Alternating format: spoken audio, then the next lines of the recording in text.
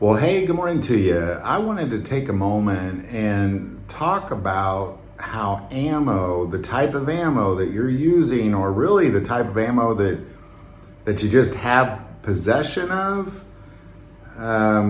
could cost you your freedom.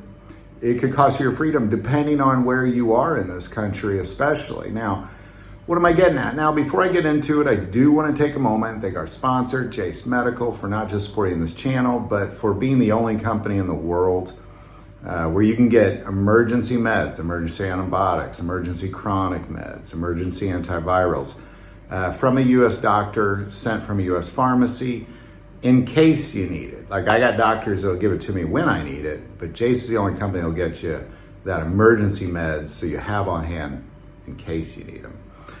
All right, now what am I getting at? Well, there's two factors going on with ammo right now in this country that we have to be very, very cautious of.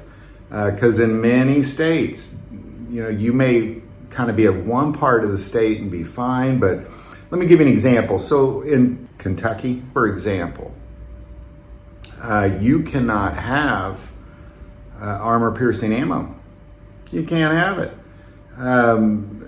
You will be in trouble if you have that now, and that's a very free state. One might argue that it's a very pro-Second Amendment state, but the reality is, if you have armor-piercing ammo, you could be in a lot of trouble.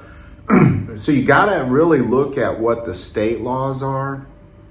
Now, beyond that, what we're seeing around this country is really the bigger threat, is that depending on the judge, if you wake up in the morning and you put on your sidearm, your concealed carry weapon, you're responsible with it, you have a permit, let's say, like in Missouri, it's a permitless state, but I know other states are that case, but you're doing everything within your power to follow the guidelines within that jurisdiction, and you use that firearm in a self-defense situation, you could find yourself in prison for murder because of the ammo that you chose to use. Now, this is really a big problem, because what we're already seeing is there have been some judges in this country who have said because somebody chose a .40 caliber bullet, that they specifically chose a bullet that would do the most damage, that their intentions were not for self-defense, but to cause death of any assailant that might attack them.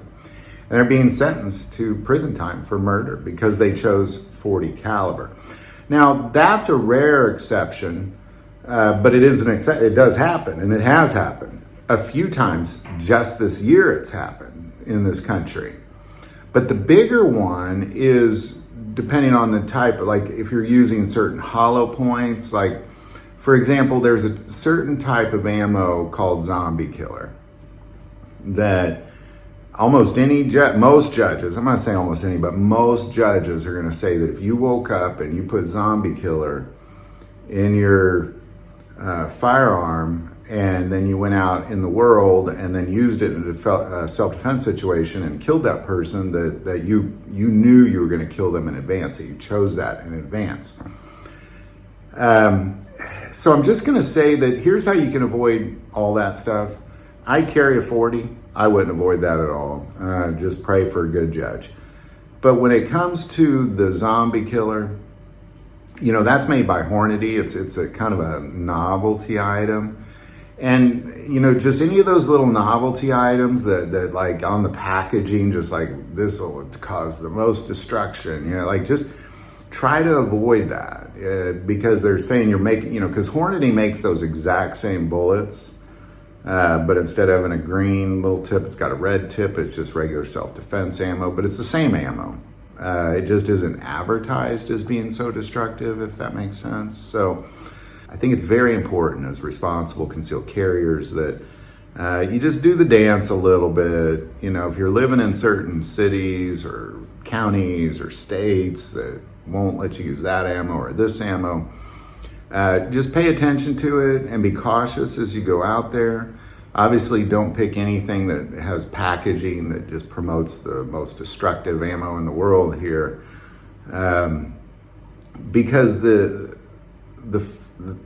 naiveness of many judges when it comes to firearms and ammo in general. Most of them don't know anything about that. Can really take you to a terrible place if you got the wrong judge. So just be cautious. If you live in like Kentucky, be cautious owning that armor-piercing ammo. And I just give that as an example. Just know your state laws. Know what it is they're doing and what they're not doing. And just be careful out there. Just be very, very careful in the kind of ammo you're picking. I would just, honestly, I just use something sensible. Use, like regular federal self-defense or regular Hornady self-defense. Just use something that's very, very good ammo. But it's just sensible. The packaging's sensible. I know that seems stupid, and it's unfortunate. This is what we're dealing with, but this is what we're dealing with. This is truly what we're dealing with, And the sad thing is I think most anti-Second Amendment people would prefer that we carried things like revolvers and stuff like that. But, if you're carrying a revolver and they got like a .357 Magnum round in there, they don't understand. They don't understand. Like in their heads, a 9mm would just blow a giant basketball-sized hole in somebody's chest. But a .357 Magnum, that's a sensible round. So, because they don't know. They just simply don't know. So there you go. Just be careful. Just kind of a little shout out. Be careful. Don't be using the ammo that's clearly raising the eyebrows of judges around this country. And don't use the ammo that your state has deemed illegal, especially in a self-defense situation.